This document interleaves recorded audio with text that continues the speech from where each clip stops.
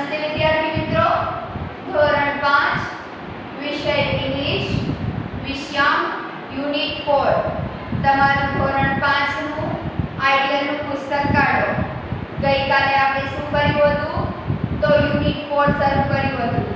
એમાં શું કર્યું હતું? પોએમ કરી હતી। આજે આપણે ઈ પોએમ એટલે કે કાવ્યમાંથી ખાલી જગ્યાઓ લખવાની છે। હું અહીંયા લખું છું, તમારે તમારા આઈડિયલની પુસ્તકની અંદર લખવાની છે। પાના નંબર 26 પેજ નંબર 2626 કાઢો। પહેલો પ્રશ્ન, read the poem and fill in the blanks. કવિતા વાંચો અને ખાલી જગ્યાઓ લખો। જો તમને કવિતા યાદ હશે તો એ કવિતા ઉપરથી કવિતામાંથી જ ખાલી જગ્યાઓ છે એ આપણે અહીંયા લખવાની છે। હું અહીંયા લખું છું, બરાબર। प्रश्न नंबर 1 खाली जगह पहली शू लख्યું છે? पुट योर खाली जगह इनटू योर बैग। तो શું આવશે જવાબ? Put your book and into your bag.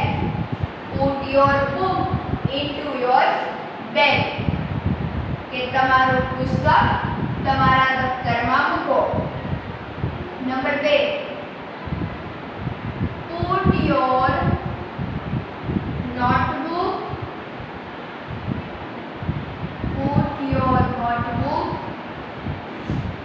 into your ખાલી જગ્યા। શું થશે? put your notebook into your એટલે કે નોટબુક મૂકો તો શેમાં મૂકવાની હોય? બેગમાં। કાવ્યમાં શું આવેલું હતું? Bag. put your notebook into your bag કે તમારી નોટબુક તમારા દફતરમાં મૂકો। ખાલી જગ્યા your fingers। તમારે મારી સાથે જ આઈડિયલના પુસ્તકની અંદર ખાલી જગ્યાઓ લખવાની છે। and snap snap snap snap snap snap। શું લખેલું છે કે ખાલી જગ્યા your fingers and snap snap snap એટલે કે ખાલી જગ્યા વગાડો અને snap snap snap। તો શું વગાડવાનું છે? ચપટી। તો જવાબ શું આવશે? snap। snap એટલે ચપટી। નંબર 4, put the ખાલી જગ્યા on the table। શું આવે? put the chalk on the table એટલે કે chalk ટેબલ પર મૂકો। नंबर 5, hang the खाली जगह on the wall।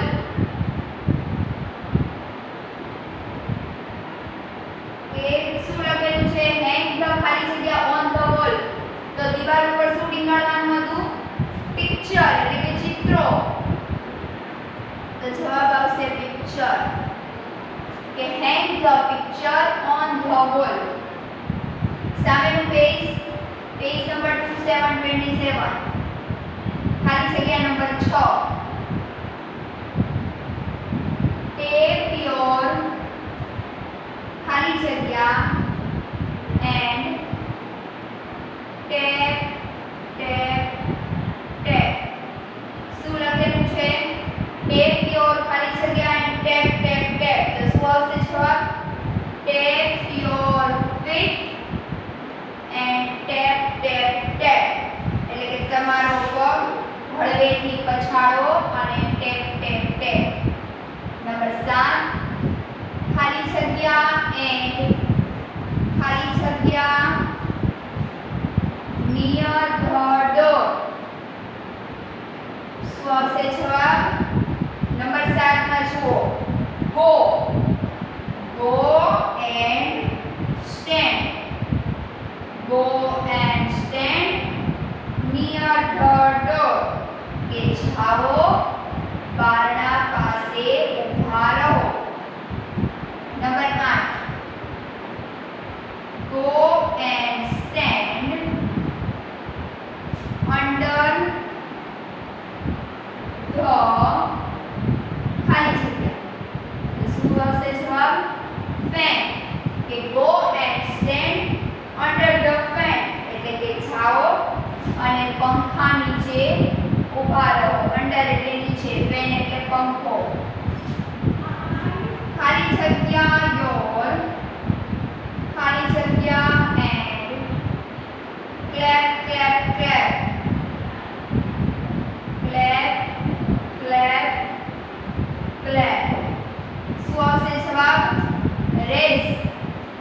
Raise your hands and clap clap clap એટલે કે તમારા હાથ ઊંચા કરો અને તાળી પાડો. તો આ હતી બાળકો ખાલી જગ્યા. હવે આપણે શું કરીશું? નીચે જુઓ, ધ્યાન દઈને સમજજો. Story the sky is falling. એક તમને સરસ મજાની અહીંયા વાર્તા આપેલી છે, એ આપણે આજે અત્યારે સમજીશું.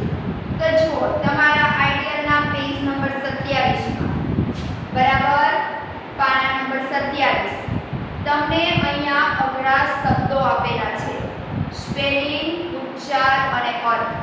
આ વાર્તા જે હું સમજાવીશ એના જે અઘરા શબ્દો છે એ અહીંયા આપેલા છે. એ તમારે હોમવર્કમાં એટલે કે લેસનમાં પાટી નોટની અંદર 3 વખત લખવાના છે. સ્પેલિંગ, ઉચ્ચાર અને અર્થ. આમાંથી જોઈને શેમાંથી? આઈડિયલના પુસ્તકમાંથી પાના નંબર 27. આ દરેક સ્પેલિંગ તમારે 3 વખત લખવાના છે પાટી નોટમાં, 4 લાઈન, અને લખીને પાકા પણ કરવાના છે. હવે આપણે એ વાર્તા સમજીશું. હું વાંચું ત્યારે તમારું ધ્યાન તમારા પુસ્તકની અંદર હોવું જોઈએ, આડું નહીં. બરાબર? Once there was a dear little chicken called Chicken Licker. એટલે કે એકવાર ચિકન લિકર નામનું એક વાલું નાનું મરઘીનું બચ્ચું હતું. હેન એટલે મરઘી, અને મરઘીનું બચ્ચું હોય એને શું કહેવાય અંગ્રેજીમાં? Chicken. She was hopping about under a big tree when a leaf fell right on her head. એટલે કે તે એક મોટા ઝાડ નીચે કૂદાકૂદ કરી રહ્યું હતું. અંડર એટલે નીચે, બિગ ટ્રી એટલે મોટું, કૂદાકૂદ કરતું હતું. ત્યારે એક પાંદડું બરાબર તેના માથા પર આવ્યું.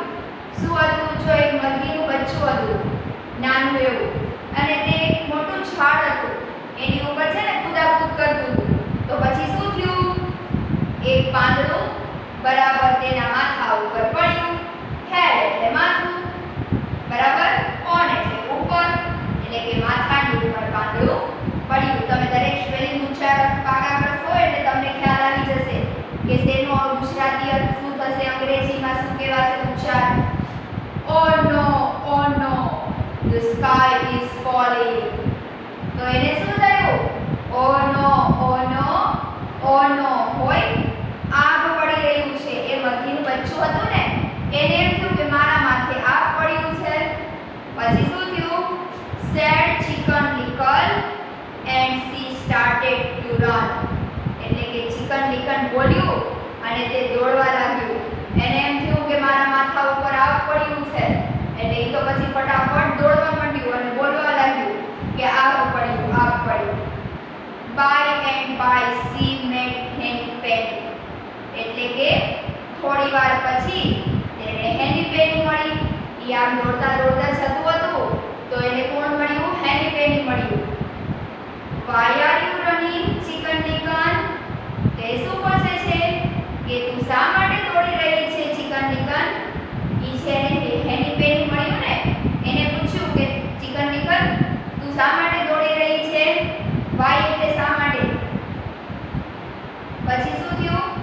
The sky is falling and a piece of it fell right on my head. એટલે કે આગ પડી રહ્યું છે. ચિકન લિકને કહ્યું કે આગ પડી રહ્યું છે એટલે આકાશ પડી રહ્યું છે અને તેનો એક ટુકડો બરાબર મારા માથા ઉપર પડ્યો. એવું ચિકન લિકને કહ્યું કે આગ પડ્યું અને એમ લખ્યું છે ને and a piece of it fell right on my head. piece એટલે ટુકડો, એટલે કે ટુકડો જે fell એટલે પડી જવું, on my head એટલે કે મારા માથાની ઉપર. Oh, said Henny Penny and she began to run with Chicken Little. એટલે કે એમ પછી કરે છે oh. Henny Penny બોલી અને તે પણ ચિકન લિકન સાથે દોડવા માંડી. તો જો ચિકન લિકન પહેલા દોડતું હતું તો પછી એને રસ્તામાં હેની પેની મળ્યું. તો હેની પેનીએ પૂછ્યું કે શું થયું છે? તો કે મારા માથા ઉપર. તો કે આગ પડ્યું છે. તો હેની પેની પણ ચિકન લિકનની સાથે દોડવા માંડી. પછી ટર્ન ધ પેજ ફેરવો છો, પાના number 28. By and by they met Cocky Locky. પછી એને કોણ મળ્યું? થોડી વાર પછી તેમને કોકી લોકી મળ્યો. આ બધા એના દરેક નામો આપેલા છે અલગ અલગ એવા, બરાબર? Why are you running Chicken Licken and Henny Penny? તો એ પછી પૂછે છે કોણ? કોકી લોકી. કોકી લોકી પૂછે છે કે તમે શા માટે દોડી રહ્યા છો ચિકન લિકન અને હેની પેની? તો કે છે oh dear said Cocky Locky and he to begin to run with them. એટલે કે ઓ બાપરે કોકી લોકી બોલ્યો અને તે પણ તેમની સાથે દોડવા માંડ્યો. કોકી લોકી એમને રસ્તામાં મળ્યો. એમને પહેલા પૂછ્યું કે આ ચિકન લિકન અને હેની પેની શું કામ દોડે છે? તેને પૂછ્યું અને એ પણ છોડે દોડવા માંડ્યો એમની સાથે જ. તે ચિકન લિકન, હેની પેની, હવે એમાં કોણ આવી ગયું? કોકી લોકી, બરાબર? By and by they met Ducky Lucky.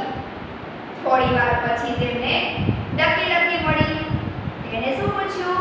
Why are you running Chicken Licken, Henny Penny and Cocky Locky? એટલે કે પૂછે છે કે તમે શા માટે દોડી રહ્યા છો ચિકન લિકન, હેની પેની અને કોકી Lockie? The sky is falling. Falling એટલે પડવું, નીચે પડવું.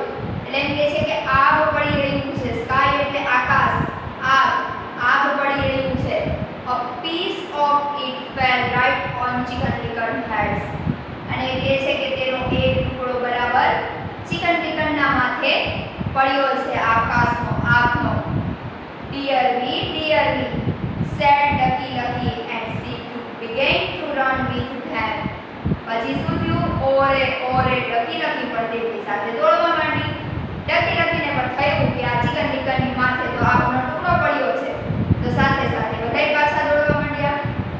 By and by they met Goosey Goosey. થોડી વાર પછી એમને Goosey Goosey મળી. Why are you running Chicken Licken, Henny Penny, Cocky Locky and Ducky Lucky? તે પૂછે છે, Goosey Goosey છે ને, પૂછે છે કે તમે શા માટે દોડી રહ્યા છો Chicken Licken, Henny Penny, Cocky Locky, Ducky Lucky? The sky is falling. A piece of it fell right on Chicken Licken's head. એટલે કે આગ પડી રહ્યું છે, તેનો એક ટુકડો બરાબર ચિકન લિકનના માથે પડ્યો છે. એવું કોણે કીધું? ગુઝી ગુઝીએ કીધું કે આ રીતના આગ પડ્યો અને એનો એક ટુકડો ચિકન લિકનના માથે પડ્યો છે. When Goosey Goosey heard this, she began to run with them without saying a word. એટલે કે જ્યારે Goosey Gooseyએ સાંભળ્યું તે એક પણ શબ્દ બોલ્યા વગર તેમની સાથે દોડવા માંડી. હવે જોડે Goosey Goosey પણ દોડવા લાગી. By and by they met the lion. Lion એટલે શું થાય? સિંહ. થોડી વાર પછી તેમને સિંહ મળ્યો. આ બધા જતા હતા. કોણ જાતું હતું? તો જો ચિકન લિકન, Goosey Goosey, પછી Heni Penny, Cocky Locky, Ducky lucky, આ બધા જતા હતા. અને ત્યાં એમને કોણ મળ્યું? લાયન એટલે કે સિંહ મળ્યો. Why are you running Chicken Licken, Henny Penny, Cocky Locky, Ducky Lucky and Goosey Goosey? તો સિંહ પૂછે છે કે તમે શા માટે દોડી રહ્યા છો Chicken Licken, Henny penny, ડકી lucky, ગુઝી ગુઝી. સામેનું પેજ પેજ નંબર 2929 29 નંબરનું પેજ.